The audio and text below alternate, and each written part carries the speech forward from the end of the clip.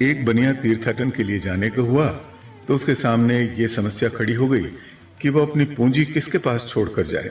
बनिया के घर से थोड़ी दूरी पर एक साधु महात्मा रहा करते थे जो बड़े निरपेक्षी थे।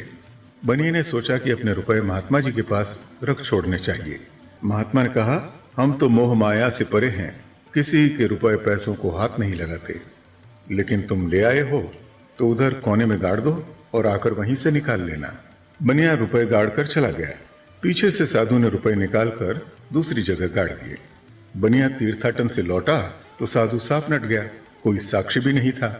बनिया उदास मुंह अपने घर लौट गया। बनिया के पड़ोस में एक वैश्या का मकान था। बनिया ने वैश्या से सारी बात कही तो वैश्या ने बनिया को धीरज बंधाया कि तुम चिंता न करो, मैं तुम्हारे रुपए दिला दूंगी। मैं साधु के पास जाती हूं और तुम थोड़ी देर बाद पीछे से आकर अपने रुपए मांग लेना। यूं कहकर वैश्या ने खूब अच्छे कपड़े गहने पहने और रथ जुतवा कर मंगाया। फिर उसने दासी को बुलाकर सारी बात समझा दी और स्वयं गहनों की पेटी लेकर रथ में बैठकर साधु के पास चली गई। रथ झनझनाता हुआ साधु की कुटिया के पास पहुंचा। वैश्या ने साधु को प्रणाम किया और बैठ गई। साधु के पूछने पर वैश्या ने कहा, महात्मन, मैं घर में अकेली हूं, मेरे पति दिसावर गए हुए हैं। आजकल नगर में बहुत चोरियां हो रही हैं, अतः आप मेरे गहनों की ये पेटी अपने यहां रख लीजिए। मेरे पति आ जाएंगे तो मैं ले जाऊंगी। आप कृपा कर इतना कष्ट मेरे लिए कीजिए। इतने में बनिया भी वहां आ गया और अपने रुपए मांगने लगा।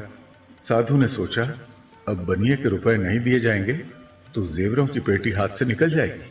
इसलिए साधु ने उदासीनता दिखाते हुए बनिए से कहा कि बच्चा, जिस जगह तुमने रुपए गाड़े थे वहीं पड़े होंगे, खोज कर देख लें। यूं कहकर साधु ने हाथ के इशारे से बनिए को वो स्थान दिखा दिया जहां साधु ने बनिए के रुपए गाड़े थे। बनिए ने अपने रुपए निकाल लिए और साधु को प्रणाम कर चलता बना। इतने में वेश्या की दासी हाँफती दौड़ती हुई आई और बोली, भाई जी, मालिक दिसावर से आ गए हैं, आप शीघ्र घर चलें। दासी की बात सुनकर वेश्या ने बड़ा हर्ष प्रकट किया और साधु से बोली, महात्मा जी, यह आपके चरणों के दर्शन का ही पुण्य प्रभाव है कि मेरे पति, जिनकी मैं बड़ी उत्सुकता से प्रतीक्षा करती थी, घर आ गए हैं। अब जेवरों की पेटी यहां रखने की आवश्यकता नहीं है। यूं कहकर वैश्या ने प्रणाम किया और शरारत पूर्ण हंसी हंसती हुई रथ की ओर बढ़ गई। दासी ने जेवरों की पेटी उठाकर रथ में रख ली और महात्मा जी टापते रह गए।